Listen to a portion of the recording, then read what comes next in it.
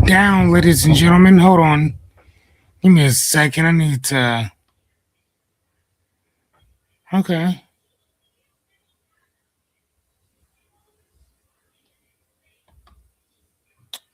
Alrighty. So I think I'm okay. Not sure. Hold on. God damn. Don't y'all hate it when you have. Hold on. Can you hear me? I think you guys can. I think you guys are fine. So this is not going to be like a Jim Jones type of situation. Look at the hats. I got it from Target. Apparently, I think this is Reese Witherspoon's book club hat. And I'm guessing it's red, green for St. Patrick's Day, which is the day that people get out and go get skunk drunk. Who doesn't? I don't understand why people do that. Drink, I mean, I get it. I'm not really a drinker myself. That's just me, though. But to get out there and just get skunk drunk, and y'all know what skunk drunk is. Skunk drunk is when, boy, you just out there with it. Like if you were employed, you wouldn't be tomorrow. You know? And if you would be, I think your coworkers will look at you funny. They might be looking at you funny now. I don't know. And so anyway, today is Crash Out Thought Day. Let me put this up. That's what it is today, man. Today is Crash Out Thought Day. What does that mean? That means we're not going to crash out physically. We're going to do it mentally, emotionally, spiritually. That's what Crash Out Thought Day is. But don't get too crazy out there. Don't get too crazy. What's going on, man? Oh, hold on. Give me a second. I need to all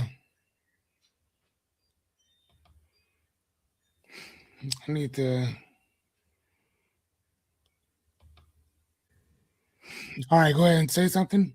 What's going on? Can you hear me? Yep, just fine. All right. You know what, man? I have to say I'm gonna say it again because I know I've told you before off air. I appreciate the fact that you have helped me enough with my technological difficulties where I can just do this stuff on my own. Yeah. You know what I'm saying? And I'm gonna give you a lot of that credit. Now here's the thing, I'm not saying I give you all of it, but I give you enough of it because I didn't know what I was doing. And now, just like what happened just now, right? Right. I can only hear you through my Apple computer, right? Right. Hell, so I'm like, oh, okay, what do I need to do? Simple. I need to just go into my settings, go into my audio, look to see exactly where I can hear you from, and switch to that. So again, I'm just saying I appreciate it. Well, thank you. Thank you, sir. So I'm just, for people who wonder, like, what does Brian do? That's kind of what it is. You know what I'm saying? Brian's that guy that kind of makes sure that if this is something that you want to do, he arms you with the tools, techniques, strategies, guides, and the know-how to help you get to where you're trying to get to. Yeah, that's my goal. Yeah, I want to it's teach people how to get on here and start recording themselves. I'm just saying. Yeah, I'm just saying. What do you think about the hat? I like it. I like that hat. That's dope. Where'd you get it from? Tarjay. All right. This is apparently what's her name? Reese Witherspoon. Okay. Yeah. I saw it. Anya and I saw it yesterday. We were both like, "Ew, hold on," Yeah. and we have to get it. Most one of them And must cop kind of things. You got to cop must this. must cop. And then we actually walked out of Tarjay wearing our hats. Reese Witherspoon edition. Just throwing it out there. All right. All right. So I know you know what? I usually don't wear hats, but If the hat fits. what's the old saying?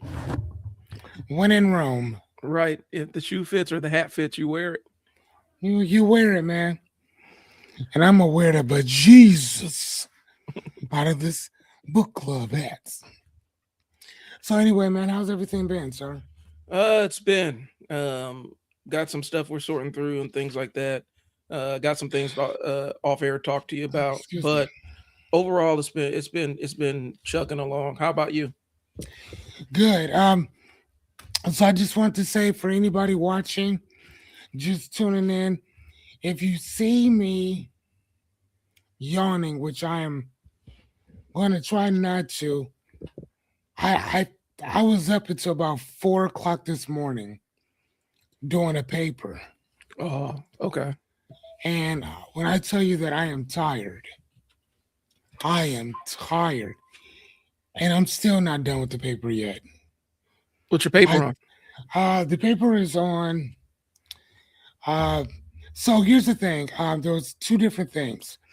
So the first paper was actually going to be about um the link between violent video games and the aggression of teenagers. Mm-hmm. And as I was doing this, it occurred to me that that's actually kind of not fair to blame all of the United States violence on video games. Like, oh, dude. Sorry, I'm so sorry. Give me a second. Okay. I just had an amazing idea. Um, hold on to. Hold on one sec. It didn't just become overnight, and it's been that way. Hold on one sec. Since its inception.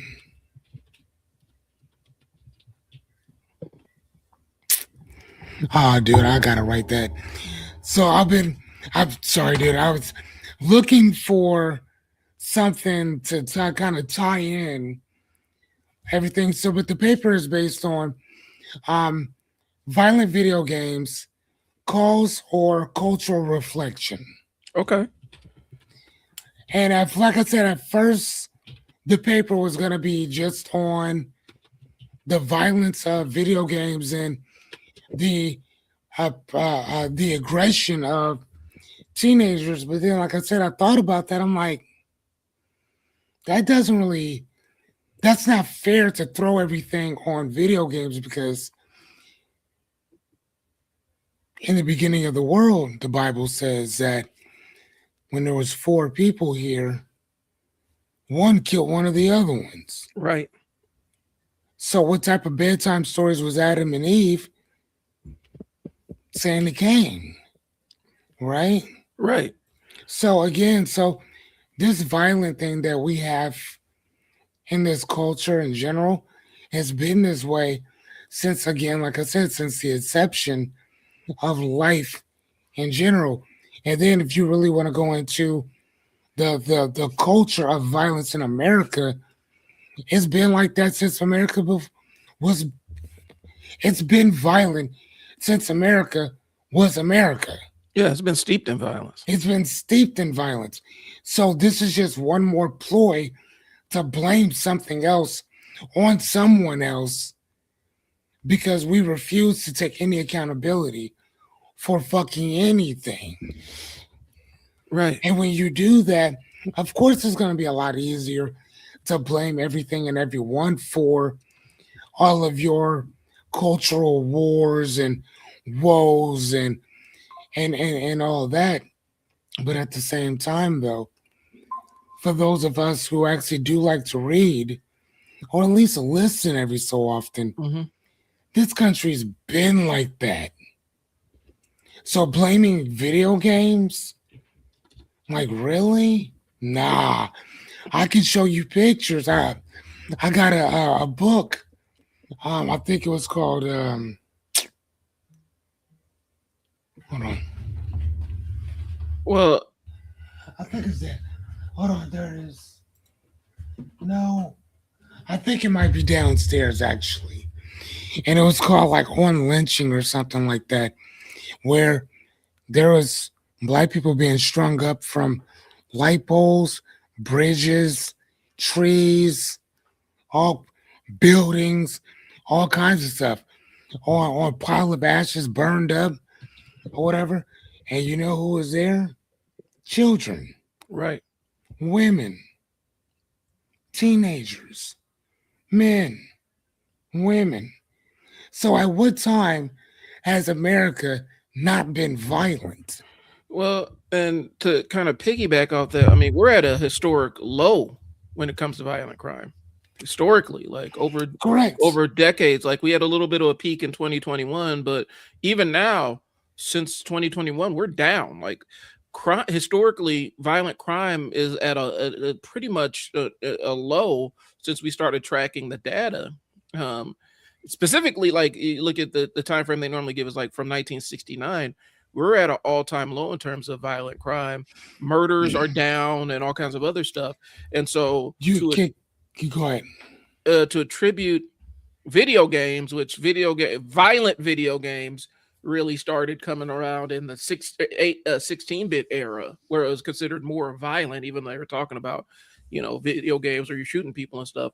But 16-bit era was like Mortal Kombat and all those other ones. And then yeah, Doom and Wolfenstein 3D and all the other stuff.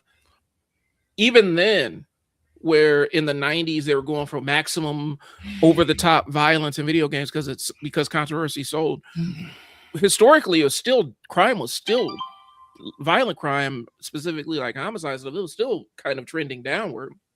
It's the idea, like, we're not seeing more violent, we're not experiencing more violent crime, we're seeing more violent crime because of the way the news cycle set up, where every single day, as we start getting more and more connected on the internet, now you got access to violent acts instantaneously straight to your phone.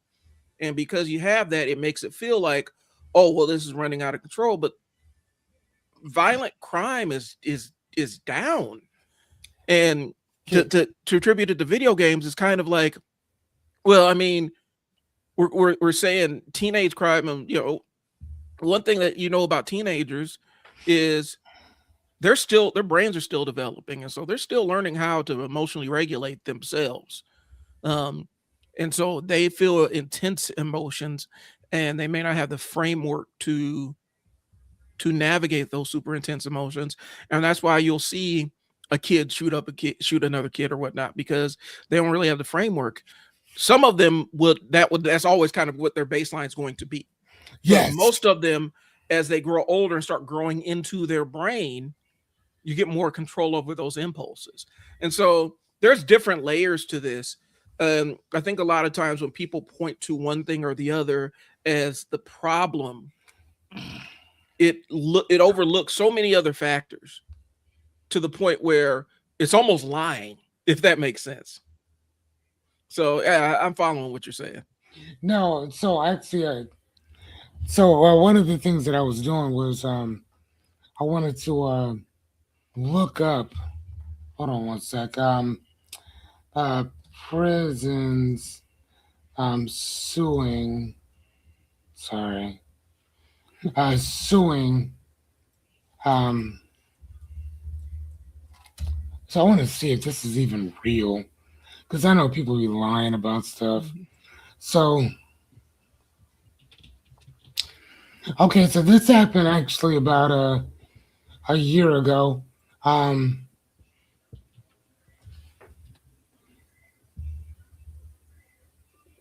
so and to kind of piggyback right off of what uh Brian here just said, um,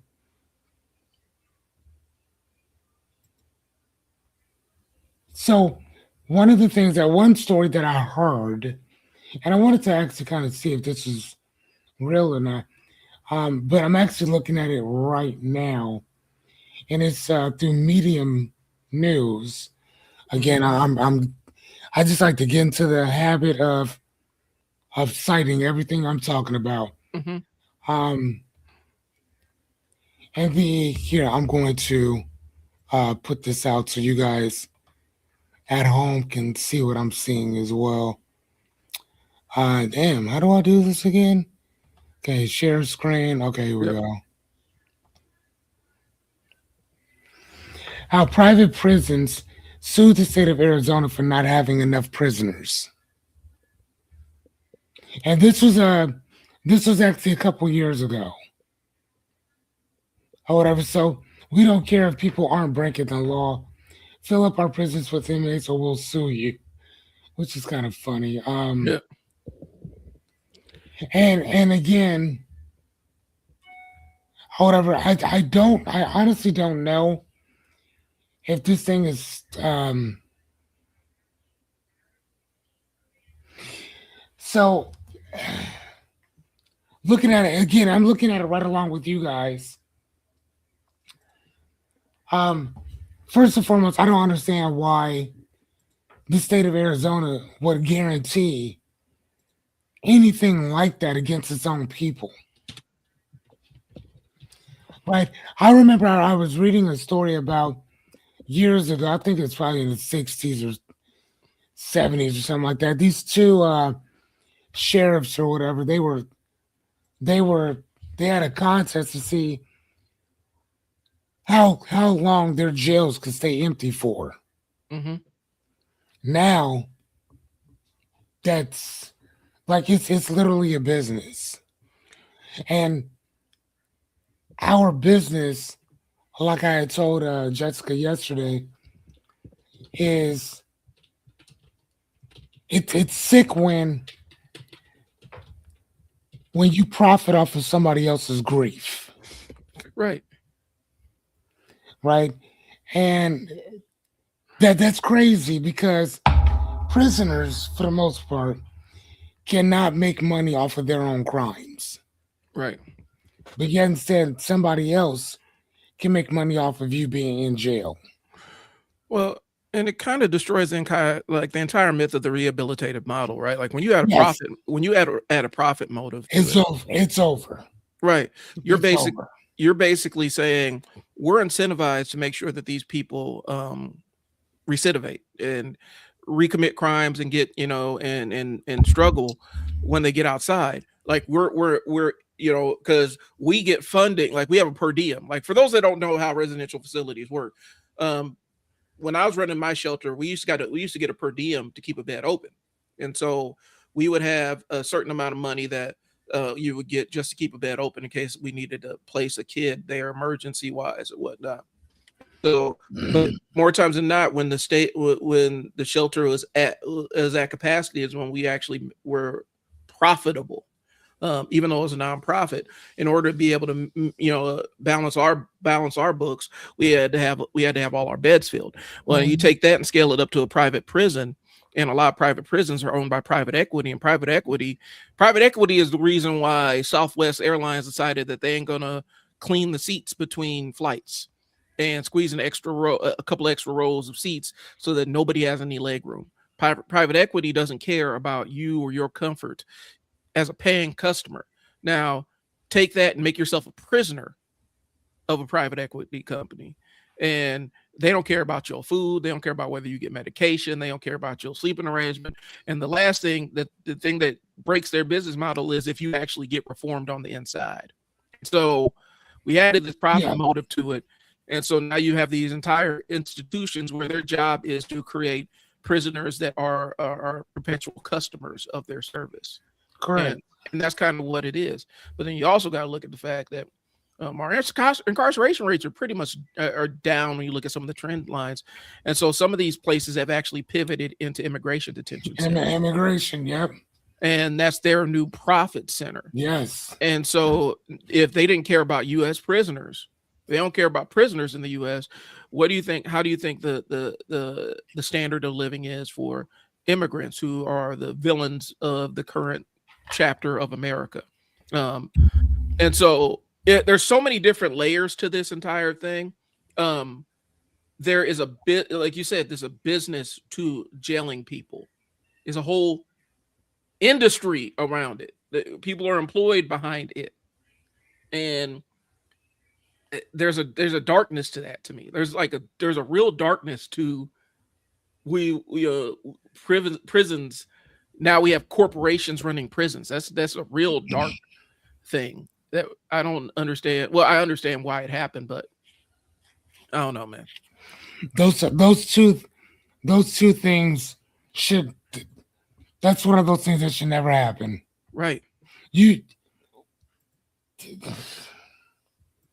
To have a business run a prison. Right. Like if people don't understand the juxtaposition or the oxymoron of that is crazy. Especially being that majority of the people are not in there for violent crimes. There it is. If that makes any sense, guys. They're not in there for violent crimes. However, so, and again, if you were to get rid of everybody who was not there for violent crimes, prisons wouldn't be as big as they are. Oh, no. By no means. By no means. Now, I'm not saying that we don't have people that are violent in general. I'm not saying that we don't. What I'm saying is that the people that are there, most of them are not there for violent crimes. Well, and if locking people up was the answer, the United States would be crime free because we lock up just about more people than just about anybody else on the planet. Which is crazy because we lock up more people than China. And they got billions. And China has over 1 billion people. Over 1 billion. And we lock up, and that's fucking sad that we're okay with that. Right. That's sad that this is even a thing here. In Singapore, or whatever, you mess up there, they take that stick out and beat your ass with it. You know what I'm saying? They not playing. Yank them skivvies down. 20, you know what I'm saying? 12 lashes. Right. You know what I'm saying? Bend over. You about to get all this.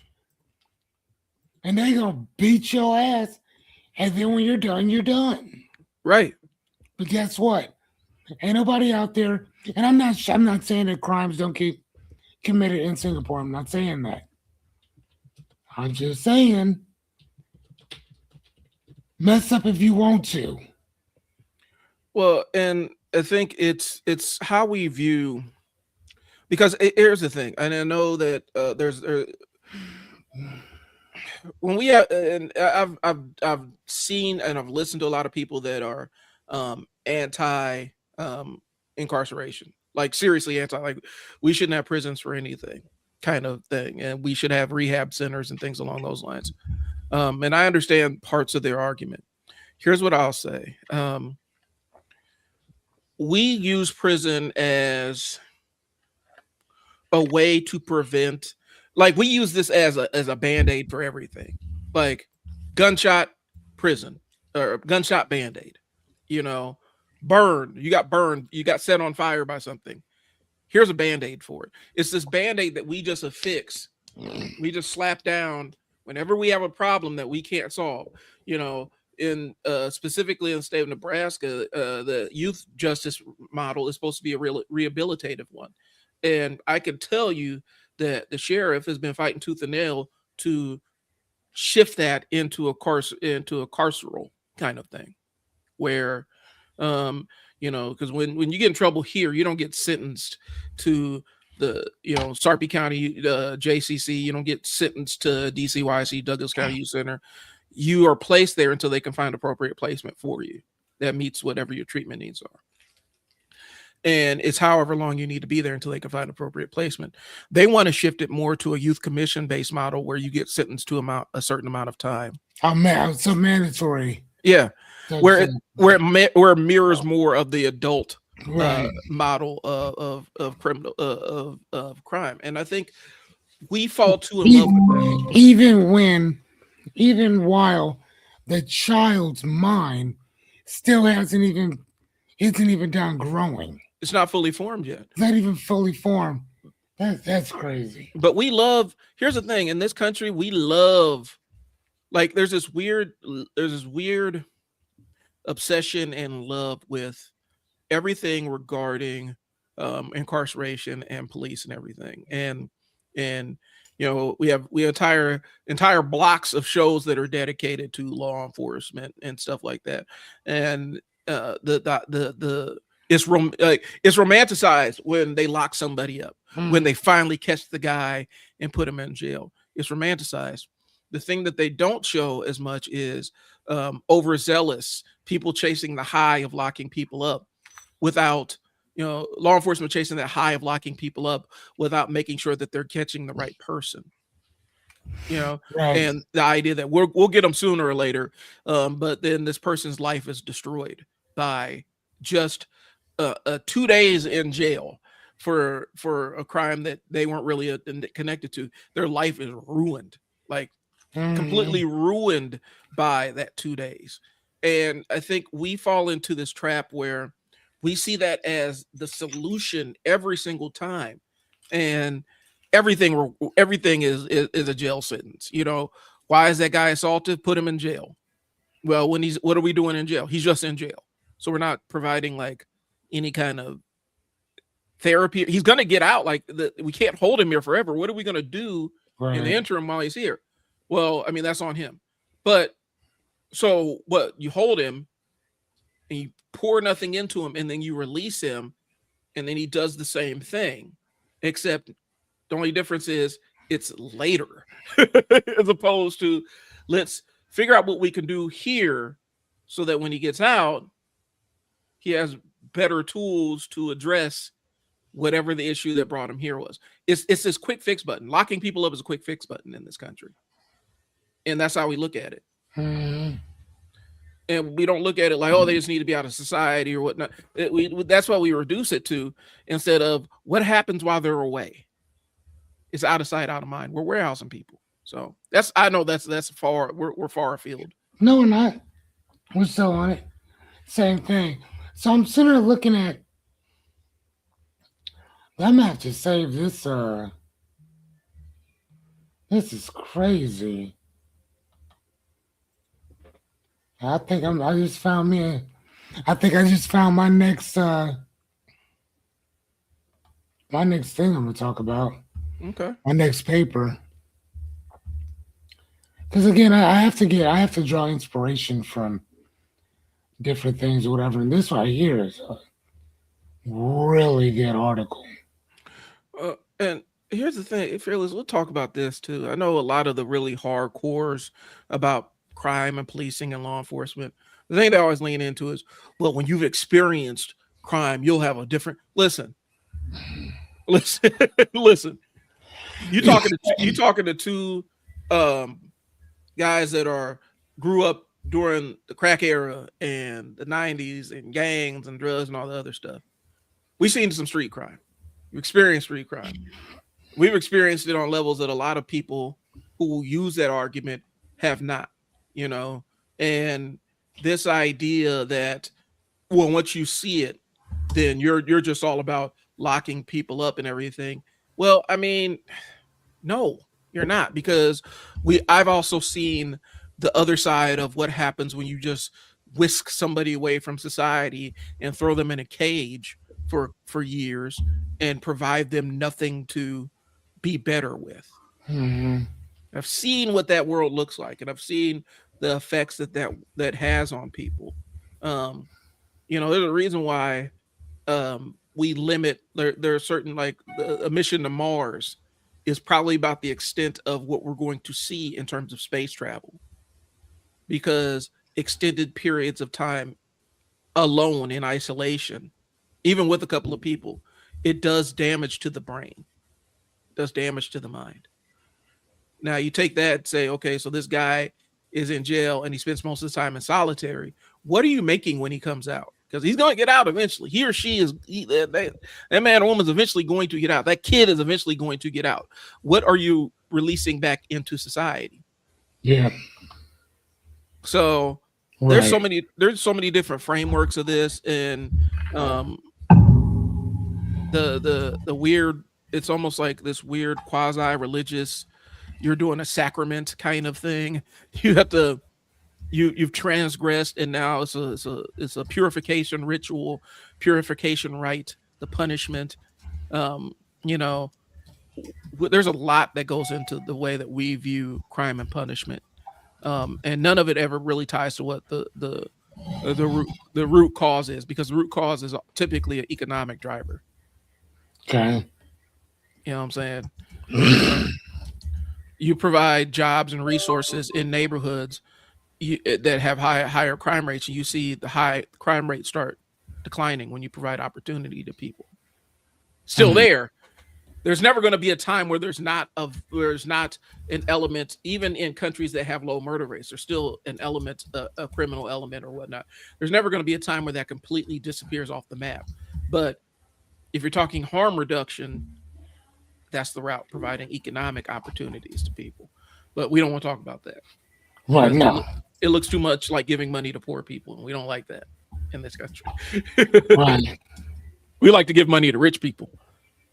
Oh, that was of course. That was a spicy take. Was that kind of a spicy take? Like we really I don't think so.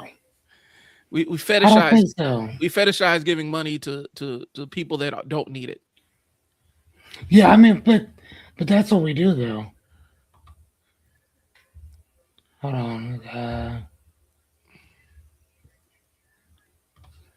Shoot, I remember my mom's favorite show, and she was activist back in the day, super active during the 60s and 70s, involved with the Black Panthers and a lot of Black nationalist groups and things like that, and had all the literature in the house and everything. That's why I grew up reading. My grandma was a curator at the Black History Museum, like a lot of other stuff that was going on.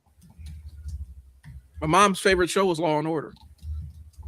That was her turn on and that was the background noise, the show that she would just turn on, and it would just be on A&E on a loop 24 hours a day, 7 days a week. Law and Order. Even she got caught up in some of that, lock them up kind of stuff. So I don't know. Yeah, your mom did too.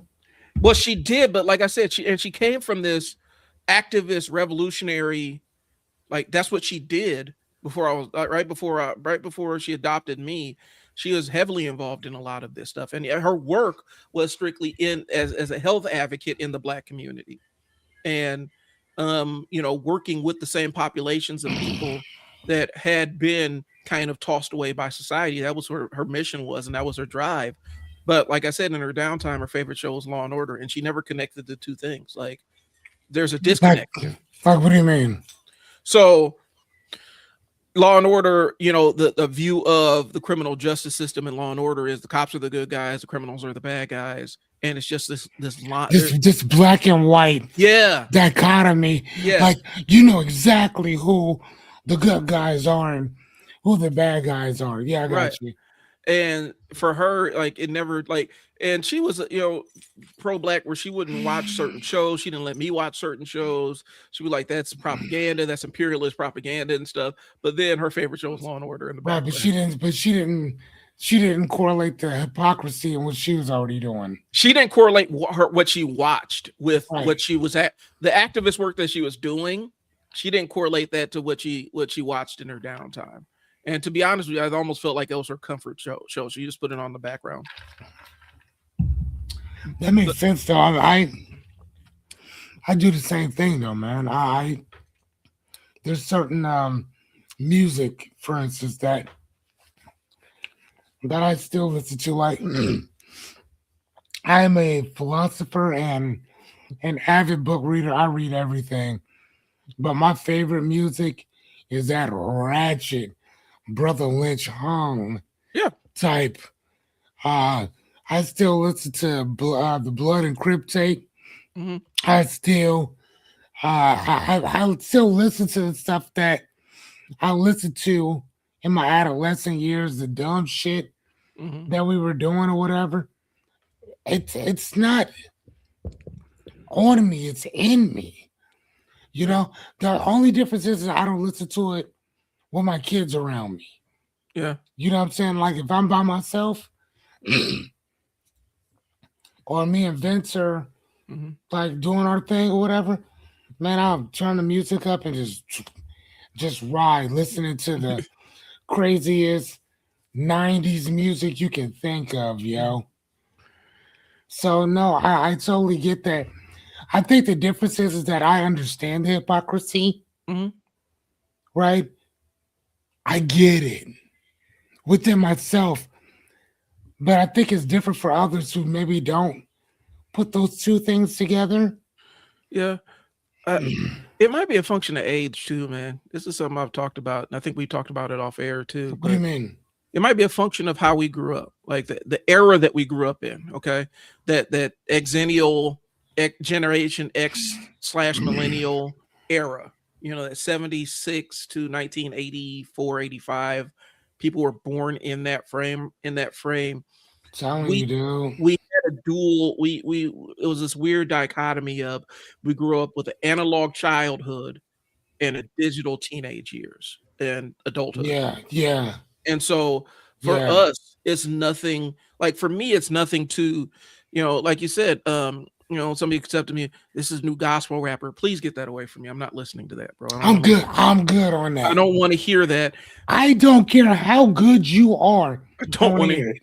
I Um, want to hear it. and I do, I am my most deaf. I listen to Tyler Quali and stuff like that, but a lot of stuff is like Slaughterhouse, MOP, um, Griselda, like, drug rhymes. One of my favorite rappers is Pusha T, like that kind of stuff. The Clips album is still in rotation. What?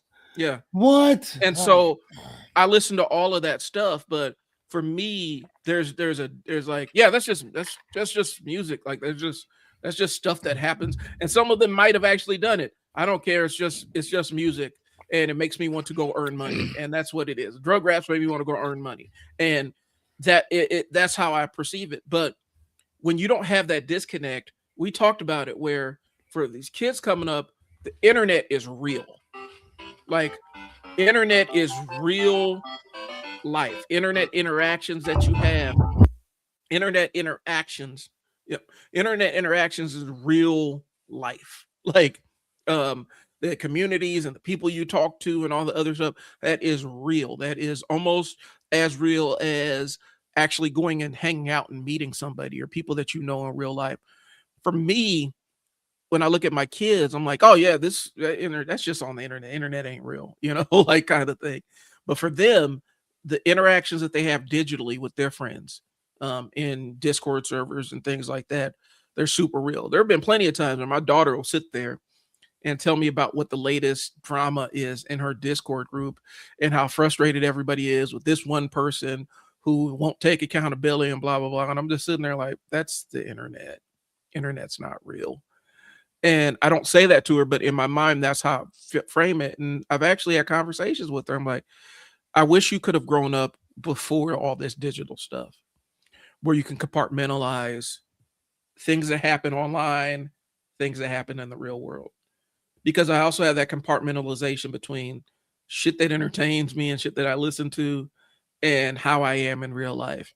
And I think those things nowadays are super enmeshed, right? Like a lot of these streamers getting jammed up for perpetrating a life, for living a life that doesn't really align with who they really are, but they've created this image, and so they feel like they are destined to fulfill it, and they end up acting a fool or acting ratchet or doing something embarrassing online just to maintain the image.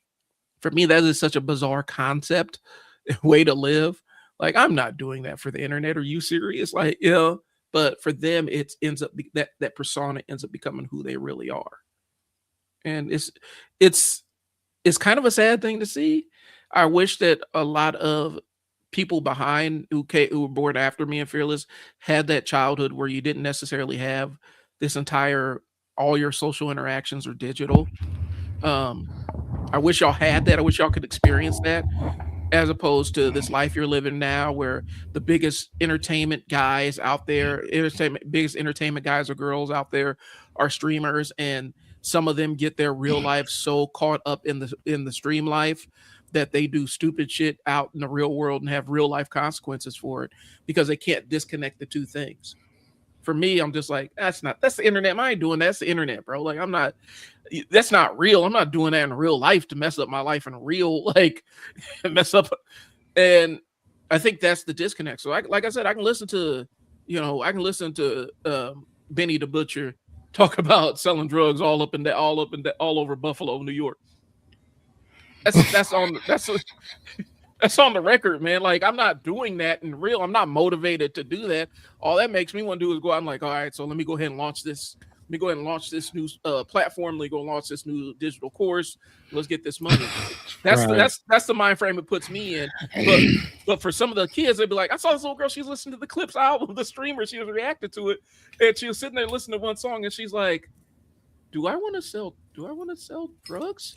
Do I want to sell drugs? Like, she was actually going through, like, experiencing what they were saying to the point where she's actually questioning, like, do I want to do that? And then she's like, no, I don't want to do that. But for me, I'm like, that's just music. You know what I'm saying? Yeah, for sure. I mean, and again, it's just like going to see a movie. Right. It's literally the same exact thing, and it's so crazy because again, we live in a society that cherry picks.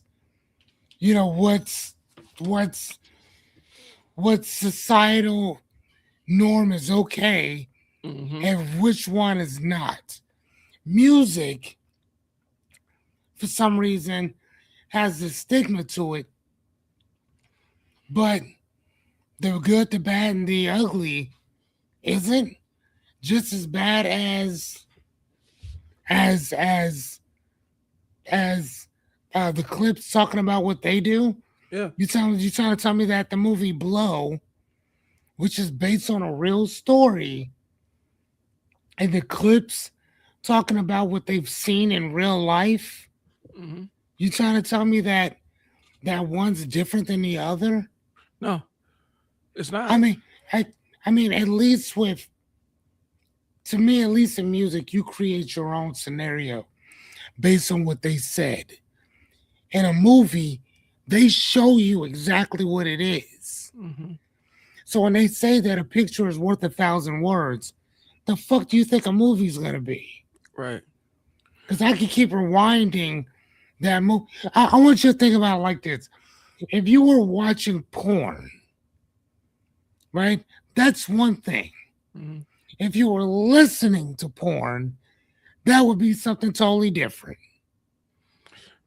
And You I see what also I'm saying? I see what you're There's a saying. difference listening to it and watching it. Could you imagine somebody driving down the street with 215s in the trunk, bumping porn,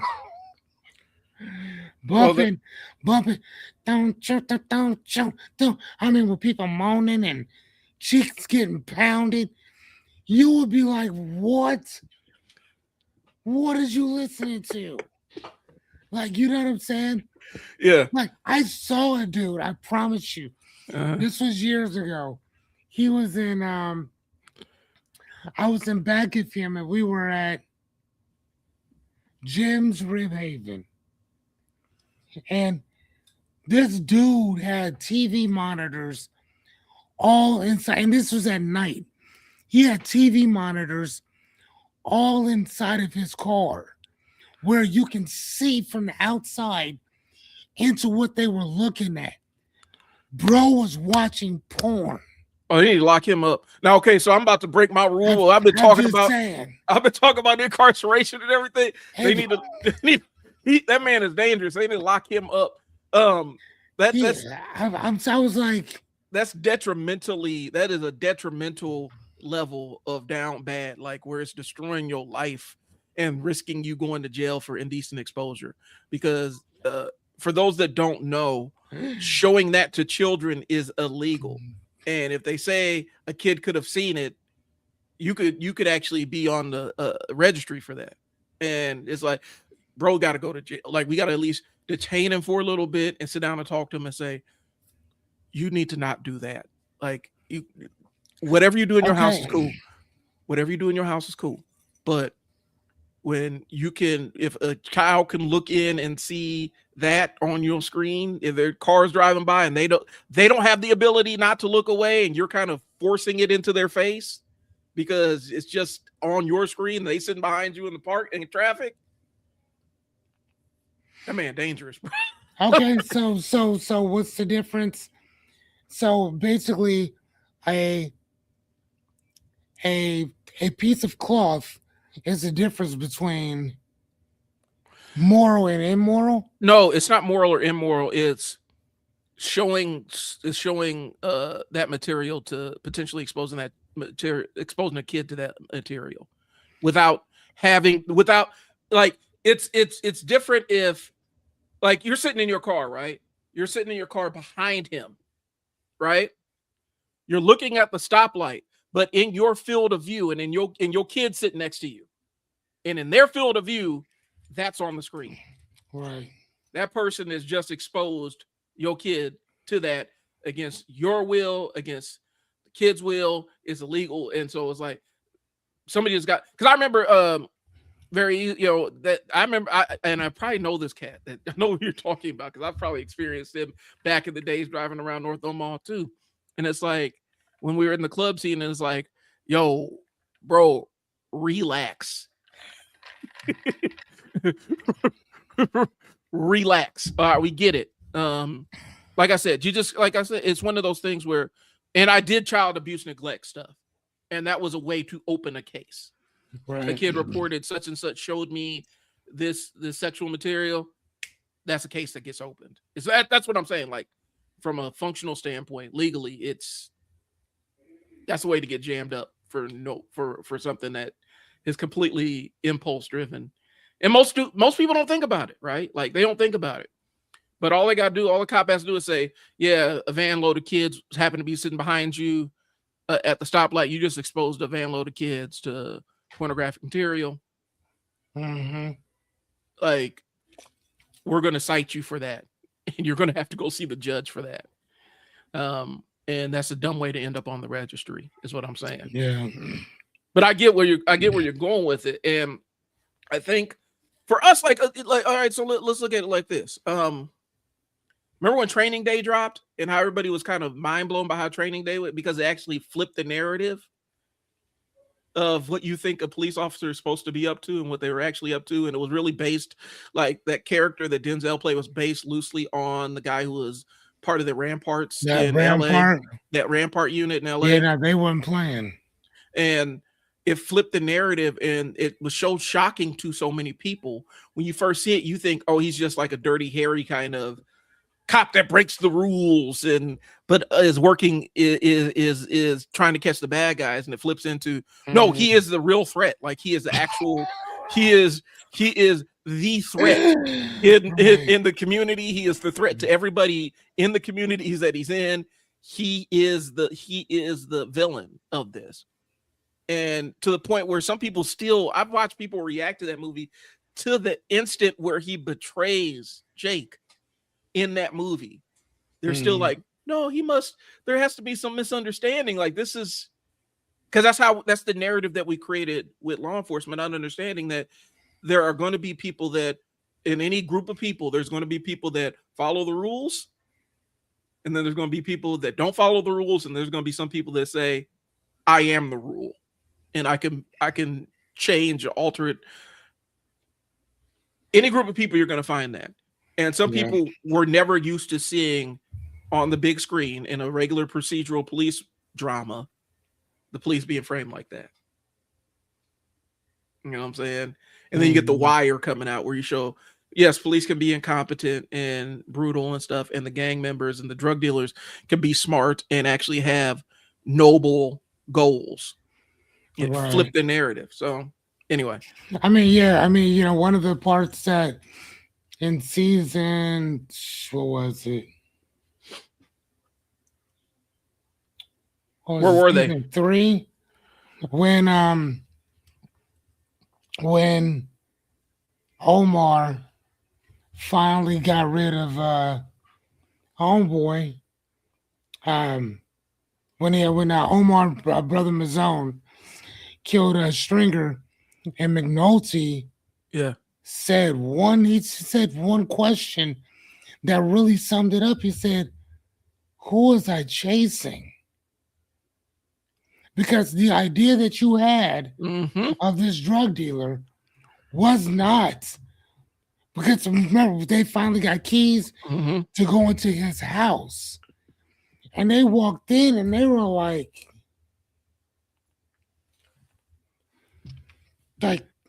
he lives here? And it was such a blow to them because he's looking around and he sees all these books everywhere. He sees that the guy that he was chasing was not like anybody else. He wasn't some type dude on the street. This man was extremely articulate. Right. With everything that he did. His goal was to be a businessman for real. For real. And then when he was following him, he followed him to college. And then he's learning about business, how to do this. How do you turn this into an inferior? I have an inferior product, so what do I do with it? Oh, do what such and such did. Change the name. Everything else is going to stay the same. We just going to change the name of it. And then we'll just keep, once they get tired of that, oh, don't trip. We got this new product. And it was, The Wire is my favorite show. There's other ones that I love, but like that one. Well, String was my favorite character, but in hindsight, you knew String wasn't going to make it because he was trying, and Avon kind of mentioned it, like you try to be both, man. You can't do both. But yeah, the entire, you taking notes of the criminal conspiracy, right? And so when McNulty did have that, like, who have I been chasing? It's like, because he is kind of the audience before they started watching the show. Yeah. Wait, like, hold on. Because you never seen really anything personal with Stringer. Yeah. You don't know what he's up to. You don't know where he lays his head. Nobody did. That's like the equivalent of, I remember that years ago, I was being investigated. And like in real life, I was being investigated. And the investigator had asked a buddy of mine, does Fearless have nice furniture and stuff like that? Just asking like little questions like that. He's like, actually, yeah, he does. So how did he get that? So well, his mom died and she gave him everything. And the investigator was like, how do you know that? And he's like, well, because I went to Colorado with him to go get everything, and we brought everything back. So that's how I know what he has, because I was there when we picked it up. And it's so crazy because with all that money spent investigating me. Nothing came of it. And I was telling them, I'm like, dude, I'm one of the most boringest people you will ever meet. If it's not about video games, I'm reading a book Mm-hmm. or whatever, right? And everybody that they talked to said the same thing verbatim. What does he do? What does he do with this? Oh, he's usually at a bookstore. Or he's usually going to buy books or playing video games. Oh no, he's usually at home hanging out reading. Anytime we go over there, he's reading a book or something like that. And this is before Audi. This is before Audible. Mm-hmm.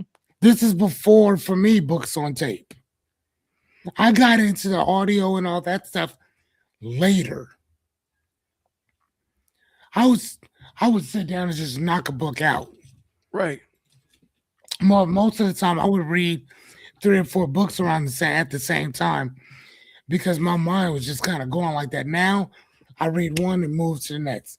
Read one, move to the next. So I don't have to read all these different books.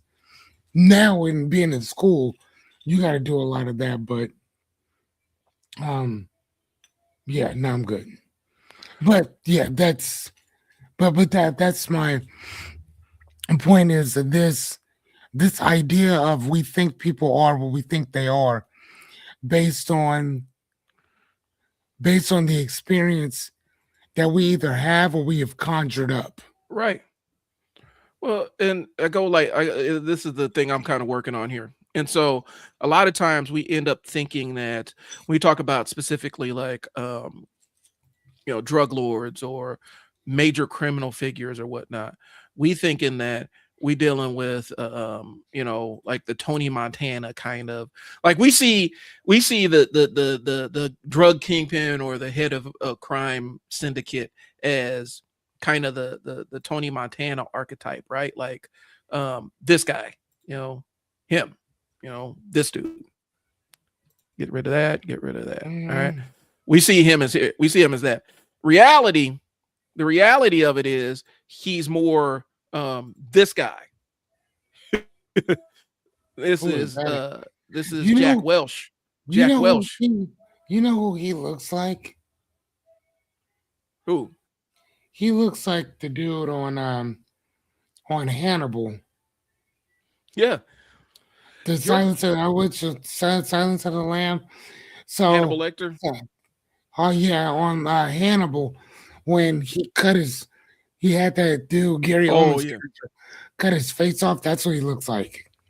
And that's Jack Welch, and that was the former CEO of GM. He is the guy that, and I've talked about him on this before. He is the guy singularly responsible for a lot of what we consider corporate culture and CEO style culture in the United States, and the idea of the company that is shareholder driven as opposed to employee driven. Like he was the one that changed how GE operated, because GE kind of saw themselves initially before he took over leadership.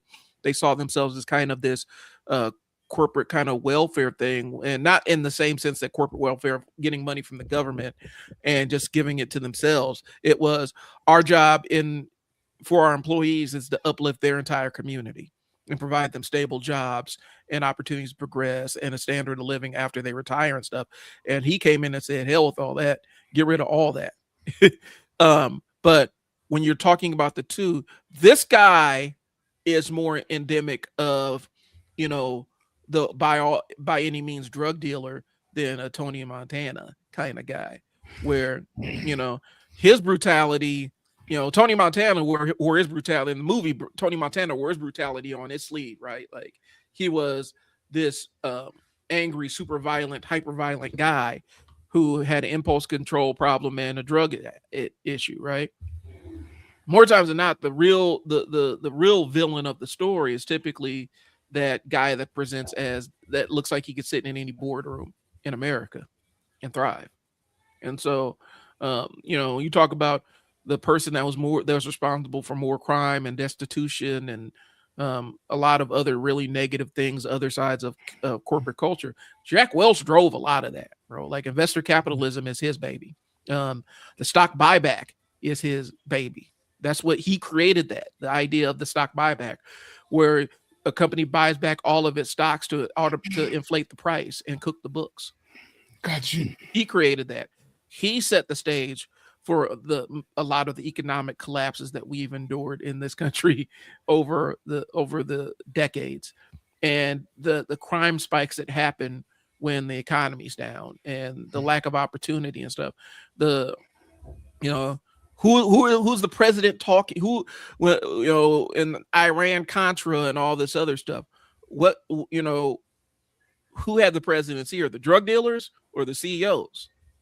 Who had Reagan's ear? Drug dealers, CEOs. Like, Right. those are the guys that are typically the face of that. But since they are in positions that are considered respectable in polite society, nobody ever challenges what they do, and nobody ever questions their motives about hurting people.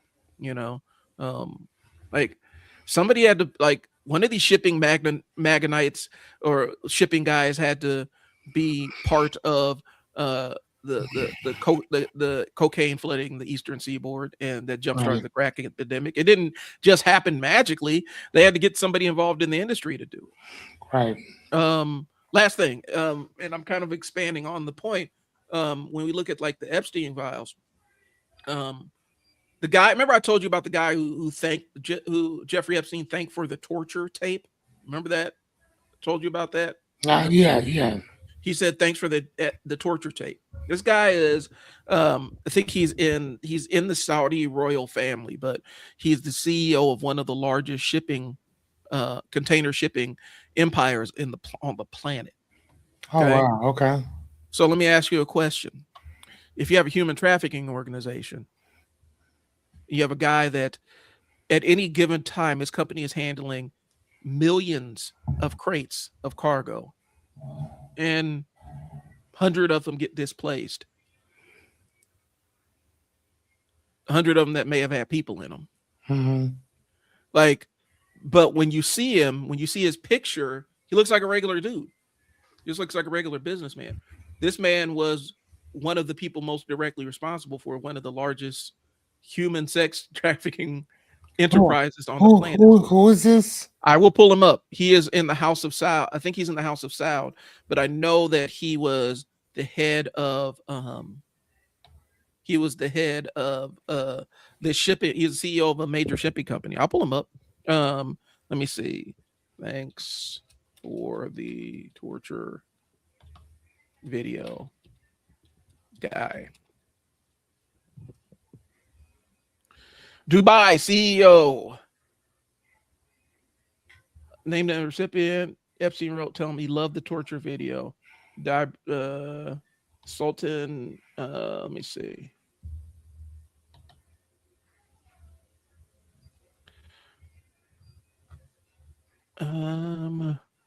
Here's a picture of him with Epstein. I'll save that one. Post that one. I can't post it, I don't think, but I'll show it to you. Let me switch over there first, and then I'll actually put a picture of him up on the screen. Okay. But yeah, this is him looking at with Jeff. Does he look like a criminal mastermind? I mean, ignore this guy standing over here. Does this guy look like a criminal mastermind? Like, Yeah. No, he does not. The linchpin in one of the largest human trafficking operations in modern history. So he is, what's his name? Sultan Ahmed bin Salameen. Former CEO of Dubai's DP World, which has a footprint in more than 80 countries over the past 3 decades. He is one of the biggest, like, he has one of the biggest shipping empires in the world. I know it was Julia Louise Dreyfus. She's not connected to this, but that's where her family's money is. That's why she's a billionaire, because her dad was Elaine from Seinfeld. Yeah. She's a billionaire because her family's money is shipping money. Oh, really? Yeah. So yeah, this is the guy. And he was a sultan and he's in the royal family. But when you see pictures of him, he looks like just your regular run of the mill boilerplate businessman. But he is also a linchpin in the entire Epstein thing. Okay. And so when we have our ideas of who criminals are and who dangerous people really are, a lot of times that's covered by what our perception. I'm putting the video file, I'm putting the image file on screen. That's colored by our perception, our preconceived notions of who these people actually are. This is the man. He's the man that sent Jeffrey Epstein the torture video that he got thanked for. Oh wow. Like I said, you talk about a guy like, it's nothing for him to load up people in one of his, sign off on a thing, load up people in one of his container ships that he has thousands and thousands and thousands and thousands of. Jeez. And that crate just gets lost in transit somewhere. It gets dropped at a port somewhere, and somebody who's on the receiving end comes and earmarks it and grabs the people out of it. So again, we overlook we end up overlooking a lot of really awful people just because they don't look to be the awful people. They're not who our mind imagines them to be. This guy is supposed to be a respectable tycoon in the shipping industry. That's why this Epstein thing went for so long, bro. Because the people that were involved didn't match our expectations of the people that would be involved in this. Mm-hmm. Bill Gates, Ghislaine Maxwell's father, who, these people are captains of industry. You don't expect them to be involved in those seedy stuff like that, and that's why it flew under the radar. Right. But it didn't, and I think it didn't necessarily fly under the radar. The people in power knew who was involved in it, and the ones that said, "Ugh, I'm gonna stay away from this," they knew what was going on. They also knew if they opened up their mouth, they would be the ones that would be having some kind of strange accident, some kind of boat accident or something. Accidental. Ah, shucks. Like Ghislaine Maxwell's dad, where Jeffrey Epstein basically inherited this man's money. This dude he had a yacht accident after he tried to come back, and I guess what happened was they said he came back and tried to blackmail Israel and Mossad and saying, "Hey, you guys need to give me, was it like 600 million pounds or something to prop up his business? Otherwise, I'm gonna tell everything." And then one day he falls off of his yacht. Yeah, that makes sense. So the reason why this happened was because people, like, I tell people all the time, like, last thing, because I'm dominating the talk right now. No, I love it, man. I love it. One of the largest events for human trafficking in this country, every year, annually, happens every single year, is the College World Series. Okay, say that one more time. Yeah. So one of the largest events that happens every single year for human trafficking is the College World Series.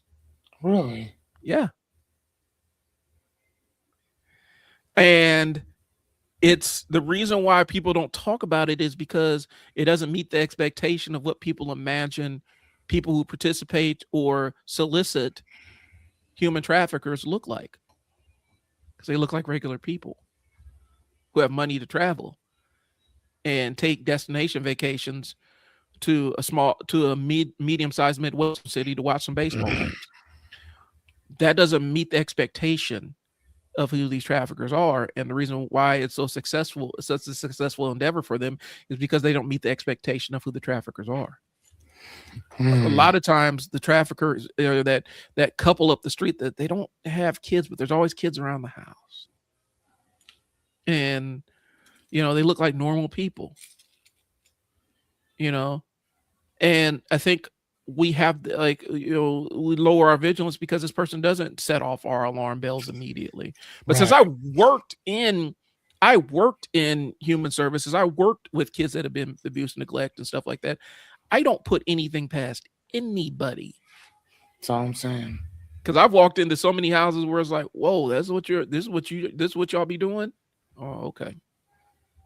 I couldn't tell. I wouldn't be able to tell from the street. And I used to warn my workers about that. Mm. So anyway, No, I get it, man.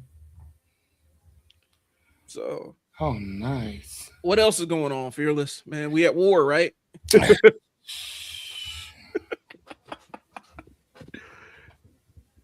And we at war, right? So honestly, dude, I don't know what you even call this. I mean, for me personally, the thing that Trump doesn't bother me. I mean, even people that vote for this man does. I get it, right? The thing that bothers me, honestly, is that we allow this shit to happen. Mm-hmm. That's what bothers me. Some man, megalomite, what is that word I'm looking for? Megalomaniacal. Yes, just prick.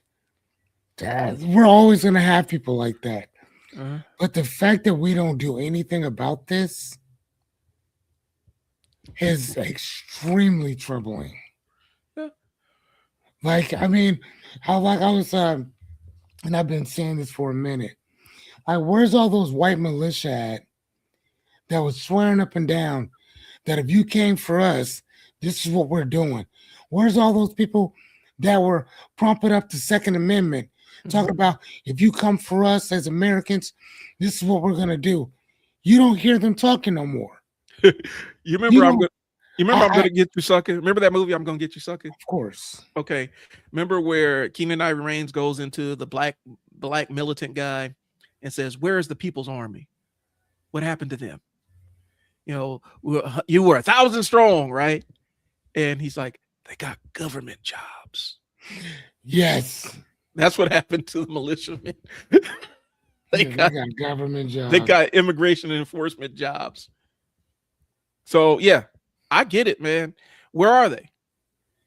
Where are they at? Swearing up and down how much they hate cops and how much they hate the government. Well, now the government's doing whatever the fuck they want, and y'all ain't nowhere to be found. Oh yeah, y'all getting checks.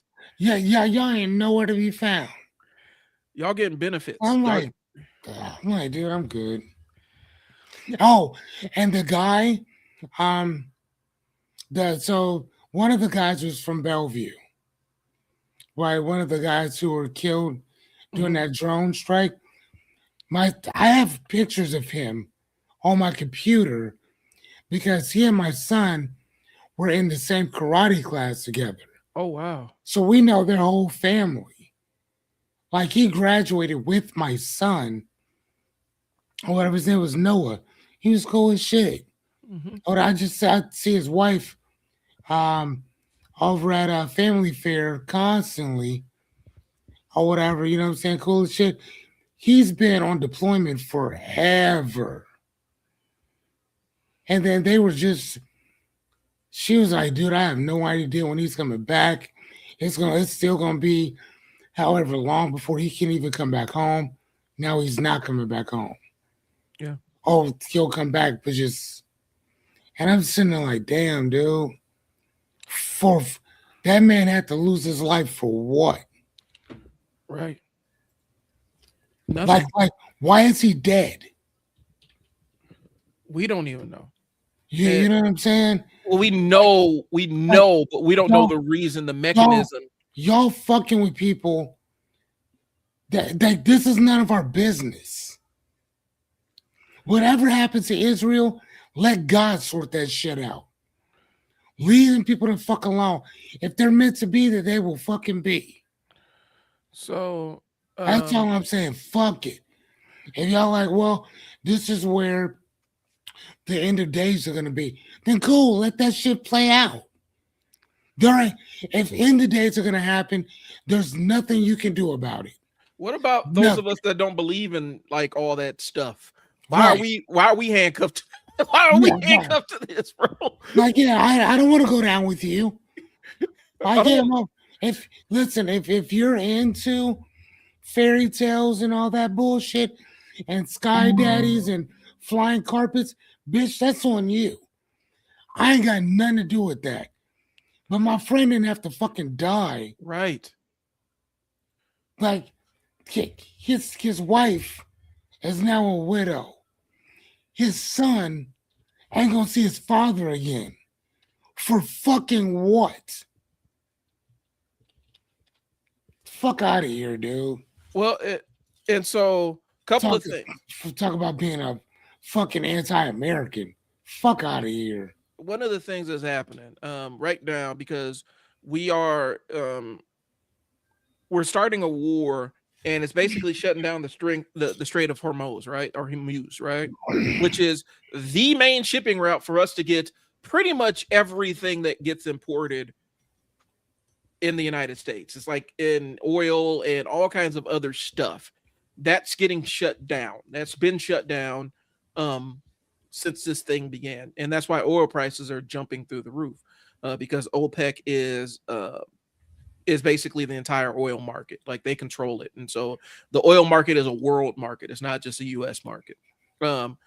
And the thing we're hearing, on one hand, they're saying, well, this ain't going to last long and blah, blah, blah. But then I'm seeing that quietly soldiers are mentioning that they're getting orders to be ready to deploy at any time for some ground stuff. And so that's something that's percolating in the background, where they're seeing an increase in people going out and getting wills made and things along those lines. I bet the fuck they are.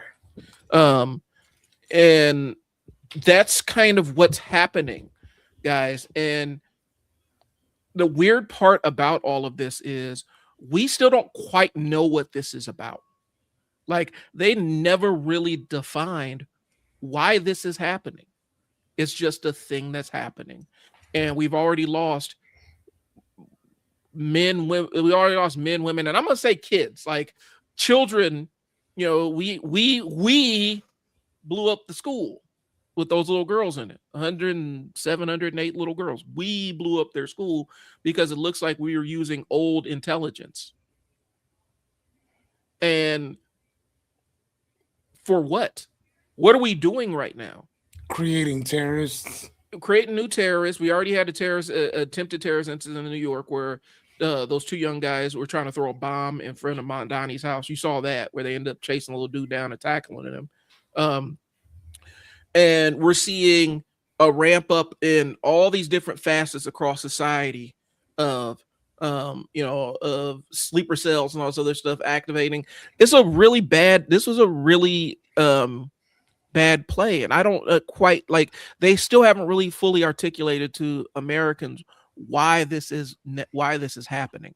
Because I don't want to say why this is necessary, because I don't think a lot of the conflicts we get into are necessary. I was just listening to this young lady talk about what happened to Patrice Lumumba in the Congo. Oh man. And how the US CIA was essentially the ones that kidnapped him and hand delivered him to Belgium, where they made him eat the papers declaring independence for Congo. They made him physically eat them.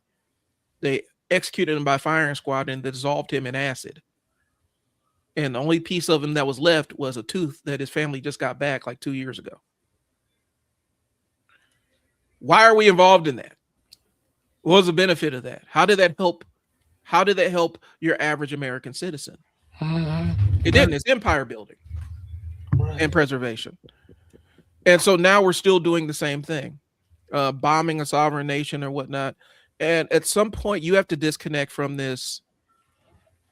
A lot of people get, when you start talking about military and stuff like that, there's this weird thing that a lot of people do where it's this weird disconnect where it's like, we still have to be ethical and logical in the way that we approach the world.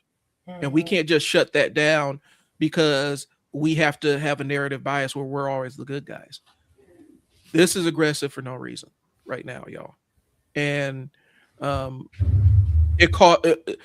Fearless just told you it cost a friend for nothing as retaliation for something he didn't have anything to do with. Oh.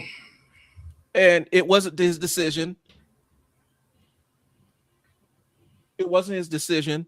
It wasn't anything that he had anything to do with. It was people above him who made these decisions.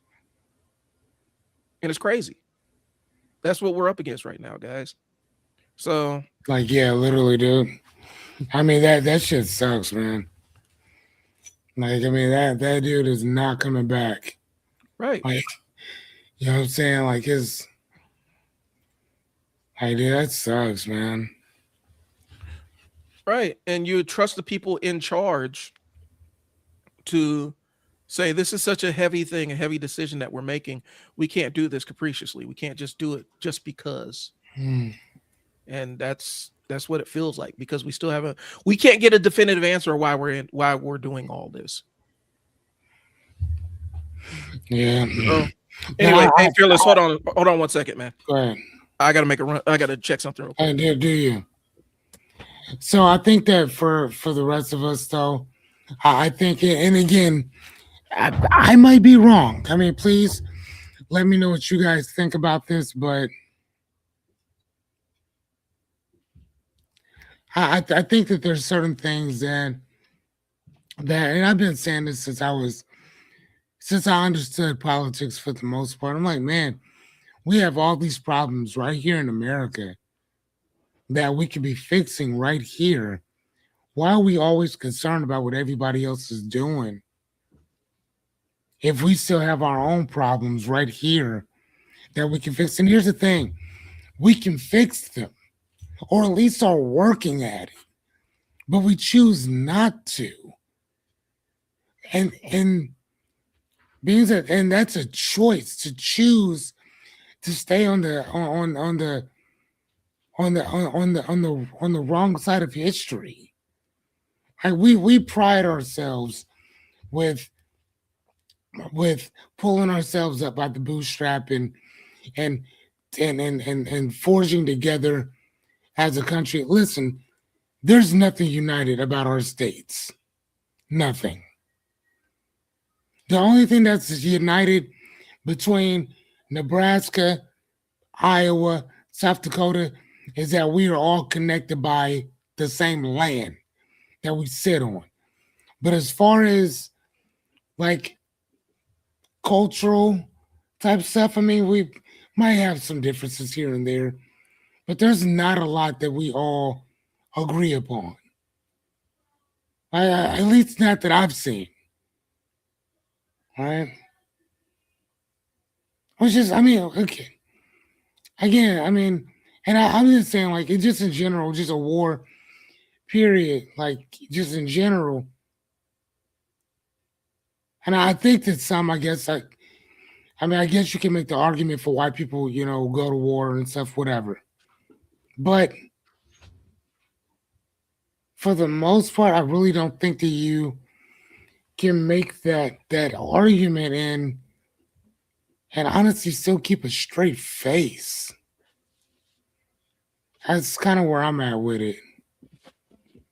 That's crazy to walk around and think that war is good for whom. Like, put yourself in somebody else's situation. How would you feel if you're sleeping and all of a sudden you wake up and half your house is gone? Right. How would you feel if you take your child to school, you go to work and go do whatever, and then you get this call that the school has been bombed and your child is is has been a casualty. You know what I'm saying? Right. Like, and there's people going through that. There's people experiencing that. And I'm gonna tell you, man. And again, this is not what this is just what I think. I don't know. But the fastest way to turn a person into a terrorist is take away something that they love most in life and leave them with nothing. And it's those people, and I've always heard this since I was a kid, it's those people that have nothing that have no reason to live, that you should seriously, you you got to watch yourself around people like that. And if they know that you're the reason that they have no more reason in life, Hmm. like, uh, yeah, I mean, like for myself, like I'm cool. Like I think about Trayvon Martin a lot. It's Amir Rice, like a lot, and I think about them kids. Just I mean, Tamira, like I'm kind of I ain't gonna lie to you. Like people disagree with me on this, but I'm like, bro, like I'm. Let me stay off that one. I'll go to Tamir, who was just walking home from a friend's house and being accosted by a grown ass man Stranger. and a stranger at that, being fucked with.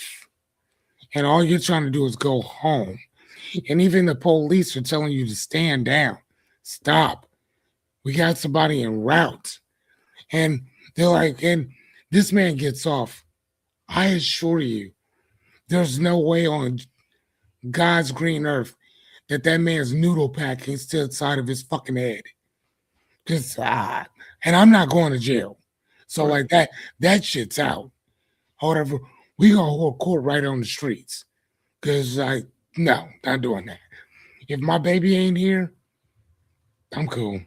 Like especially dying in such a violent way like that. If he got cancer or something, or something like that, I can understand.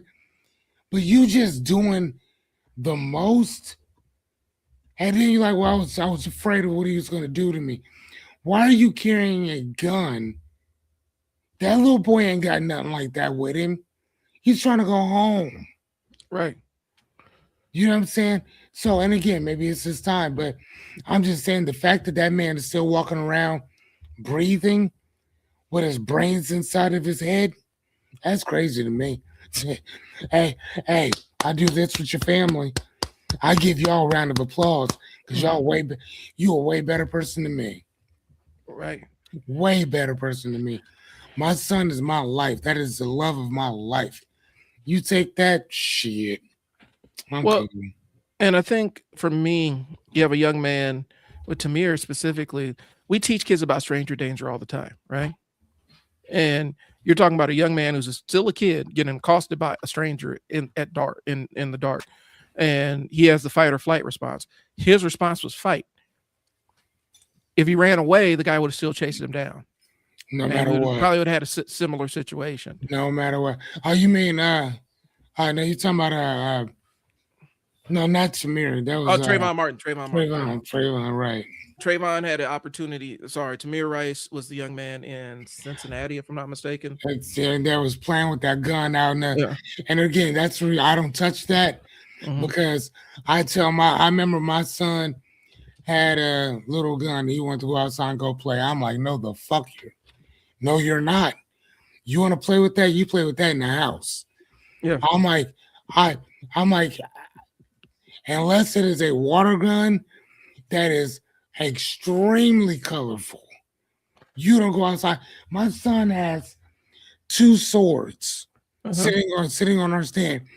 Both of them he got from karate or for karate, which my son is a black belt.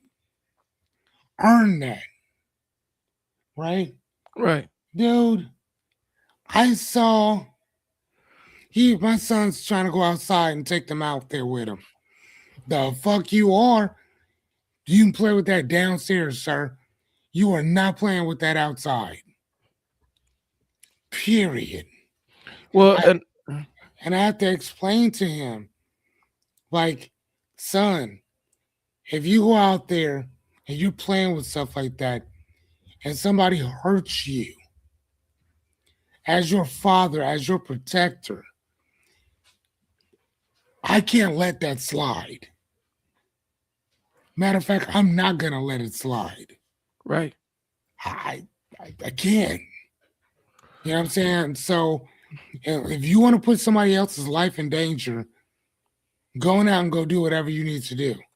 Right. But I'm just telling you, as your father, as your protector, this is not going to go well for that other person. Well, and I remember, shoot, growing up, man, they used to sell what was it? They used to sell guns and whatnot, water guns and stuff that were super hyper realistic.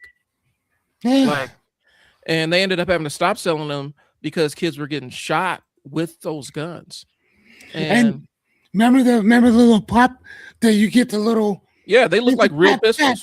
right. But people were they duct tape the handle and Mhm. spray paint Yeah, the thing so it looks real, and you sitting there pap pap pap pap. And I mean, you got the stuff smelling like, and it smells so good. I still love the smell of that. but they stopped selling them jokers, bro, because they were dangerous. Dude, And it was stupid for a toy company to even be selling them jokers, right? I mean, but here's the thing though. I get why they would. I mean, because Cowboys and Indians, man, we've been playing that since whenever. The only difference is that again, you got a hyper vigilant police who, like I told you before, that book it's a book called On Killing Mhm. that guy I told you about from the what is he from? Um, West Point yep. graduate that was talking about that he's like I myself have never taken the life of another person, but I revere those who've had to make that sacrifice to have done that. I'm like, dude, you're a dick rider. Well, You a bitch. it's Matter of fact, fake. where's your camera? You a hoe. You are a bitch. Like I'm It's telling you. it's Like, fake energy. I want to make sure that your mama know that you ain't shit. And matter of fact, your mama ain't shit either. I'll stand on that in front of anybody. And if she's a great woman, fuck her for having you. Like off top. If you have kids, y'all ain't shit either. Your wife ain't shit either. I just want to make sure that you know that I know that you know that you ain't shit. Well, and that guy, he made an entire career off of that and Yes. escalating police Yes. interactions with people. Yes. Making people making the cops think and telling them that we're their enemy. Right. That we are their enemy. Motherfucker, we're your neighbors. Right. People were selling drugs before fucking police but before we start calling y'all cops, people were selling drugs. Right. Like there's three things that have been around since before the titles you give stuff. Prostitution, just saying. Hmm. Assassins, right? Well, actually, I would say assassins, then prostitution. And the third one is what is the third one? So assassins, because Cain killed Abel. Gamblers. What? No, no. So nope. So assassinations, prostitution. Fuck it, it'll come to me. It don't matter. But what was I saying? What was I even talking about? Like the three vices that existed: drug dealers, prostitution, And drug dealing. yeah. Drugs. Weed has been here before man got here. Opioids, the opiate plant has been here before we were here. Hmm. Coke has been here before we got here. So again, these are not anything that's man-made. This is stuff that was already here. Right. Period. And here's the crazy thing. Mushrooms were here before we got here. So what are you talking, man? Shut up. Oh God, dude. Well, and I think what happens is, and it goes back to what we're talking about with the crime thing, right? there's this weird disconnect where you have these things in our minds that this is awful or this is illegal and stuff, and we ascribe, our moral judgments to what people do, and then we try to police the, well, you can't have access to this. This is dangerous, and this is bad for you, and this is going to harm you, and we use law enforcement to enforce that. Whereas instead of saying, "What's going on with you? Why are you? Right. Why are you? Why do you feel the need to ingest this stuff? What's going on?" Um, that's what it turns into, and it's really disheartening. Um, that's the first thing we reach for. Like that's the very first thing we reach for is Right. I don't know, man. Um, it's frustrating that we rather lean into how we can punish versus how we can prevent. Hmm. You know what I'm How saying? we can punish rather than prevent. I like that. And we want to punish people for what they do as opposed to preventing it from happening and putting it in a space where it's not necessary for this thing to happen. Okay. Create the pathway so that they can prevent themselves from engaging in this thing that we don't want them to engage in. So, Oh wow. Okay. I'm just saying though, dude. Like, but I think that we tend to make things far worse than it needs to be. So I used to attribute this quote to this ethnographer mhm, by the name of he's an anthropologist basically by the name of Thor Heyerdahl, and he said that progress is man's ability to. He said progress is man's ability to complicate simplicity. mhm, I'm gonna say that again. Progress, progress is man's ability to complicate simplicity, and basically what that means is that we tend to make things way more worse than it needs to be. We right. tend to make things. We tend to drag things out. It's not as bad as we're making it seem, but we make things far worse than it needs to be. We do. And fishing is still fishing. Fishing still just requires a string and a stick. Now, you can come with all the other bells and whistles that you want. And that's that thing about complicating simplicity or whatever. Because at the same time, at the end of the day, there you are. You're just fishing. Get some string, get a stick, get a hook, or like people used to do back in the day, go get a spear and then go get your fish. Right. Problem solved. So again, we tend to make things way more complicated Right. than it needs to be. So like, yeah, I don't know, but Well, yeah, it's crazy. and sometimes it just satisfies our need for things to be more complex. Because sometimes if it's that simple, it drives us crazy. Because it's like it can't be that simple, otherwise I'd have figured it Yeah, out. it can't be that simple. And then it's like, no, it really is. It, it's It's that simple. it's not that complex, y'all. No. But we have to make it complex for it to make sense. Which doesn't make a lot of sense. But it's the world we live in, right?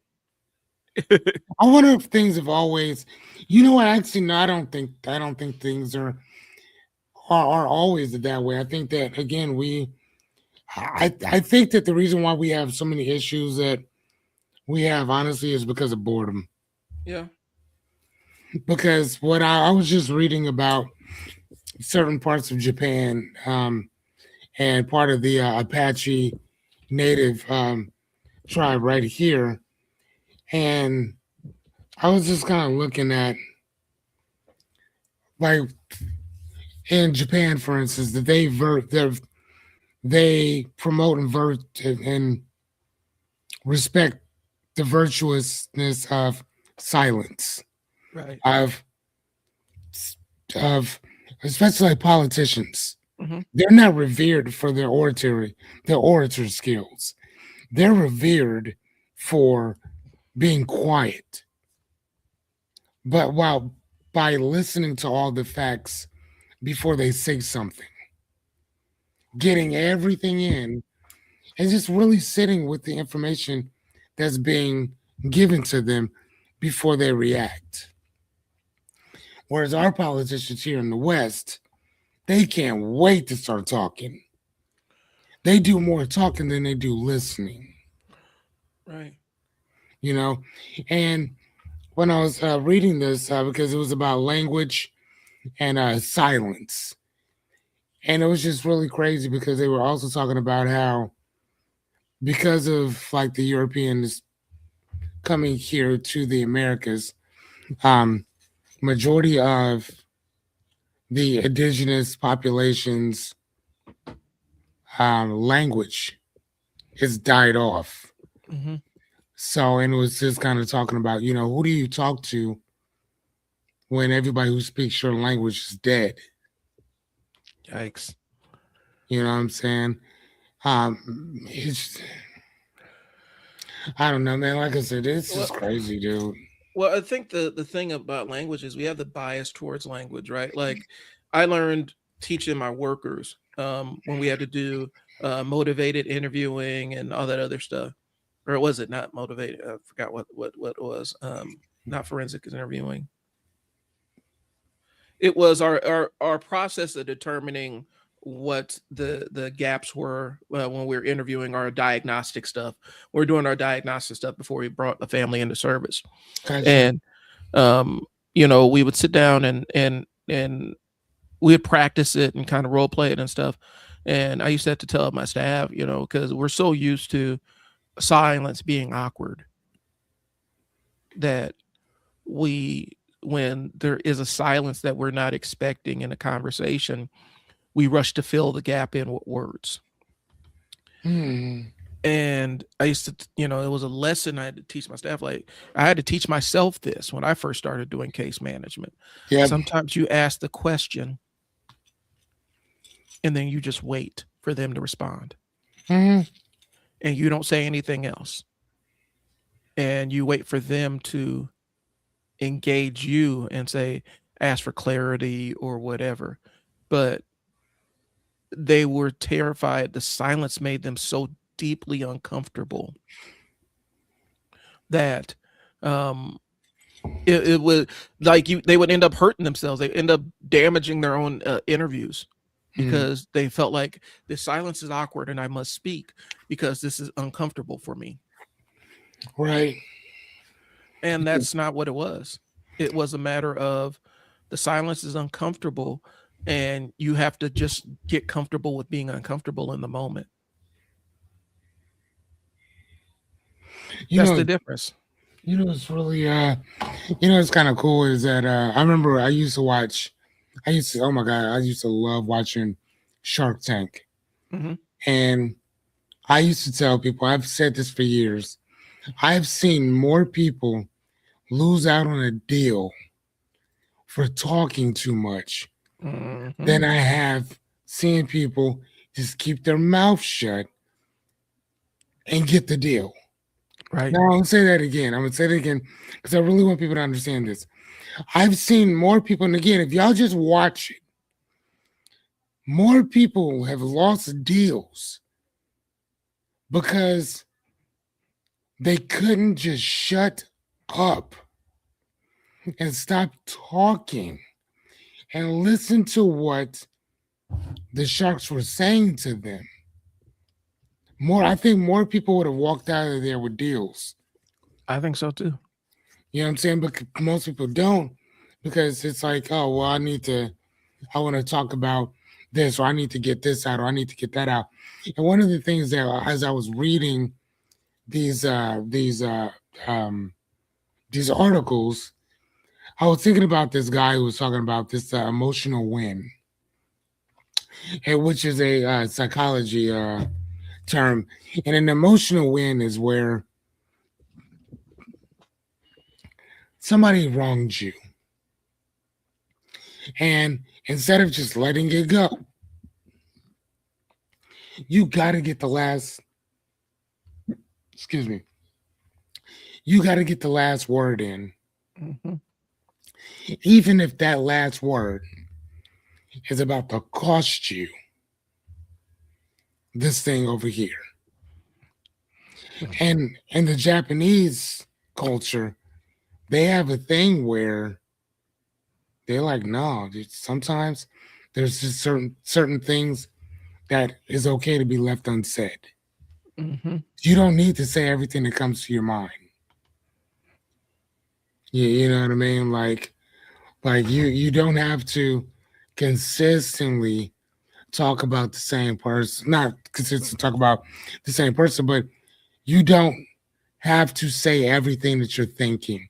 And that's one of the things that I really struggle with because like I'm that I've been that type of person that as soon as I start to pop off, I tell you. You know what I'm saying? Like I don't I love total transparency. I love transparency because you know what I'm saying? Like whatever shit I'm into, you need to know it. And whatever you into, I need to know. Cause I don't want somebody else coming to tell me nothing about you or anything you got going on that you didn't tell me first. Right. You know, for again, not everybody agrees with that logic. But for me, that's the only way that I can move forward when I fuck with people. If if we can't be trill with each other, if we can't be honest and forthcoming with each other, folk, I'm out. Like there for I can't tell you what other people do. I can only tell you what I do, and I know I'm out or whatever. Like if I can't trust you, nah, I'm good. Well, I'm good. Nope, I'm good. well, and that trust side is, I think a lot of times people think that you win trust like by just you can replace trust by verbiage. Like you can, Yeah, hey, but you can't. Like your trust, for the most part, you did something to destroy that trust. So you're gonna have to do something quite a bit to earn it back. And that's even if you can earn it back. Because depending on what you did, I might just be cool. right. Yeah, I was listening to Brother Lynch and that dude talks about eating people and all kind of shit. But he said in this one track, he said, I still wouldn't fuck with you even if you gave me my money now. Hmm. You know what I'm saying? That dude owed him millions. He's like, no, I'm cool. Even if you gave me my money, I still wouldn't mess with you again. And Well, there's certain people that, no, I'm happy that you showed me, that you told me that I see exactly the type of person that you are. So if I fuck with you, I can proceed with caution. You know what I mean? hmm, well, I guess there's certain things like there's certain things that like for me when I meet somebody that says I don't trust anybody ever at any time, Right. instantly my red that's a red flag to me Yeah. because I don't trust people who don't trust people. Yeah. Because none of us makes it out here alone. Now again, though, here's the thing, and I'll say this. I forgot what was that? Was it EQ? I think emotional intelligence.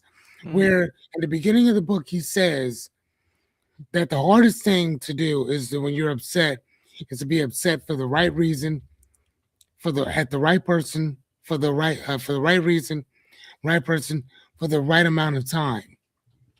So if I can't fuck with you over here, it's not that I can't mess with you on anything else. Right. I just can't mess with you from this particular standpoint for this. But if it's a life or death type of situation or whatever, sometimes I may have to mess with you. You know what I'm saying? I get I may not want to, but I can compartmentalize things and put things off to the side of where I need them to go. If I'm upset with you, I can still fulfill my end of the bargain that we talked about, but that's only because my word means something to me. And I ain't Right. gonna lie to you, but I've met a lot of people who word don't mean shit. Like, and again, I'm not saying that to speak negatively or to talk about some type of platitude that I have for myself. No, my words, like whatever some come out of my mouth, I'm trying to ride on that. Right. Like off top, good, bad, or indifferent. So if I tell you I fuck with you, I fuck with you. Now, here's the thing: whether you mess with me or not is none of my business Okay. because it's not a reciprocal type of thing. It's not a transactional type of thing. There's been people that I liked but didn't like me. How many times do you meet a woman? Not you, because I mean, with Brandy and all. Hmm. But I'm saying, how many times do you meet a woman, you feeling her, but she ain't feeling you? Right. That sucks. But I mean, I don't know what to tell you. It's not like my feelings are gonna go away. They're not. Like I fuck with you. Although you may not mess with me, that Right. ain't got nothing to do with me. You know what I'm saying? So again, I compartmentalize exactly where I need certain things to go, but I've not seen many people be able to do that. You know what I'm saying? I feel that. And when I was reading that article, I'm like, that makes sense. I like that. Okay. Well, and I guess for me, when I look at it like this, I have a difficult time establishing that initial part of trust because there's part of my brain that doesn't really quite understand how people interact and stuff. Like there's part of my brain that doesn't really process. I can't really read people's subtext sometimes. Like I can't read what's being said without being said. And so back in the days, my wife used to make fun of me. She's like, you never pick up on signals. Like you can never tell when somebody is flirting with you. And that's been kind of the baseline ever since. And so it takes me a moment to process what somebody's actually asking of me, or if they're being, you know, if they're saying something and meaning something else. And Right. so yeah, it's just my communication style. Um, and I think that's why I get into that. Like, if you run around talking about you don't like, you have problems socializing with other people, and that's what you lead with, then I have a hard time. Like I go back to it. I don't trust people. I don't trust nobody. I trust no, I don't put no trust in friends and family and all that other stuff. I understand it to a degree where you're trying to protect your emotions, protect your heart, protect your money, right? I get it. Protect your family. Um, Right. but then there comes a time where you're asking somebody to put faith and trust into you, but then you don't reciprocate that trust. That is not how that works. No. If trust is that two-way street. If you don't trust me, then you can't demand that I trust you. If you got ulterior motives, um, if you're running around with these ulterior motives and you don't cleanly communicate them, what happens is you create this friction in the relationship because you're running around doing all this stuff under the table and you're hiding that. Meanwhile, this other person's being an open book to you. That's not fair. That's not right. No. Yeah. And here's the thing, man.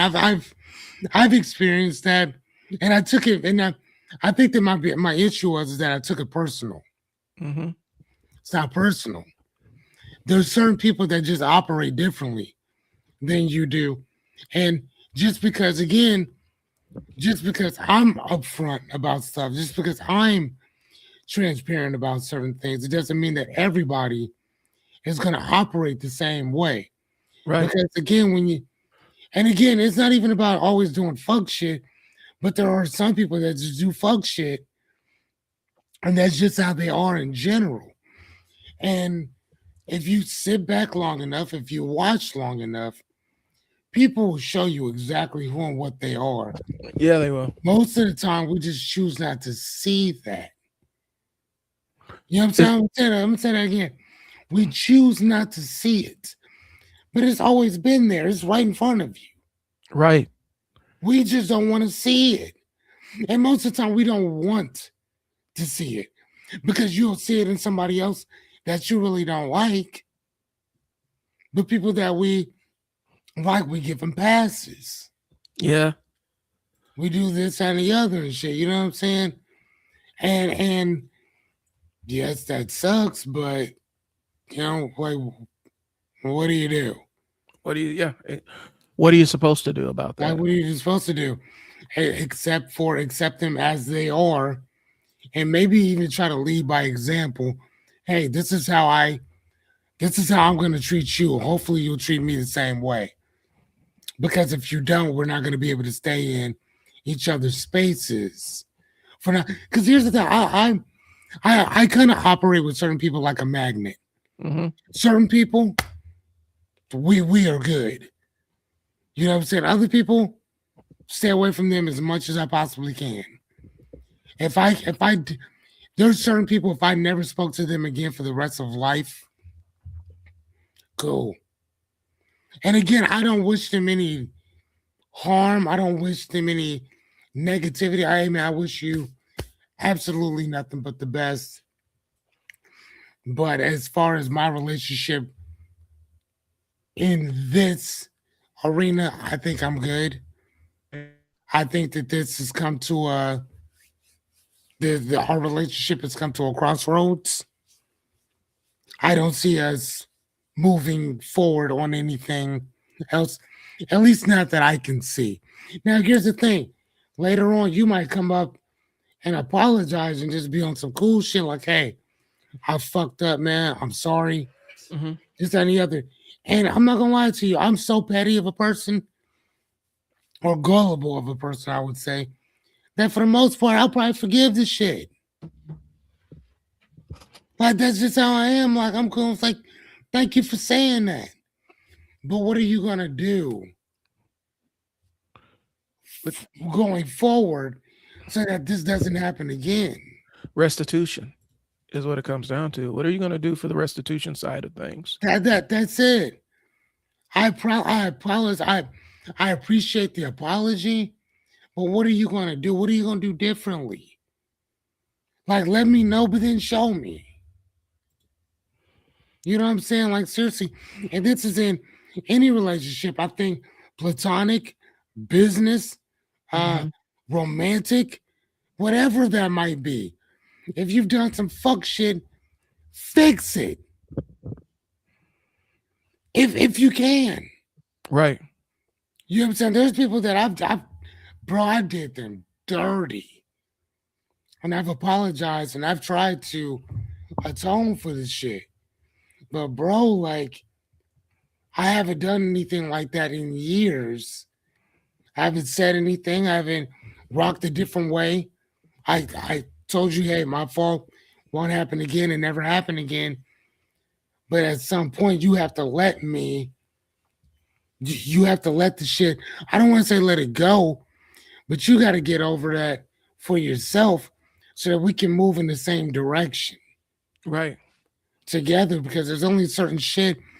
I know what I did was wrong, but there's no buts to that. It's I know what I did was wrong. Here's what I'm doing to fix it. Right? Right. From my standpoint, is there anything I could do more to fix it? And there's sometimes that, like, yeah, you can take it back. I can't take shit back. It happened. Can we move forward? Yeah. What Because does if you, moving forward look like? Right. what does that look like? You know, and sometimes, unfortunately, moving forward means moving forward, not together. Mm-hmm. We're cool here, but this is where we depart. And I've been in situations like that as well. And sometimes it hurts. Sometimes, thank fucking God. Depends on the person, depends on the situation. That's how I see it. I feel that. I feel that. So we're kind of at where we're at. almost I 2 think hours right we're now. good, dude. All right, man. I think that's a good note to end off on, guys. This was kind of an unstructured one, but I think we had a good episode, guys. We appreciate y'all tuning in. I don't know what we're gonna be talking about next week. We'll figure it out. No, we'll figure out something. It's all good. But like, share, subscribe wherever you see this. And that's all I got. This is Brian. Fearless here. Talk to y'all later. Deuces.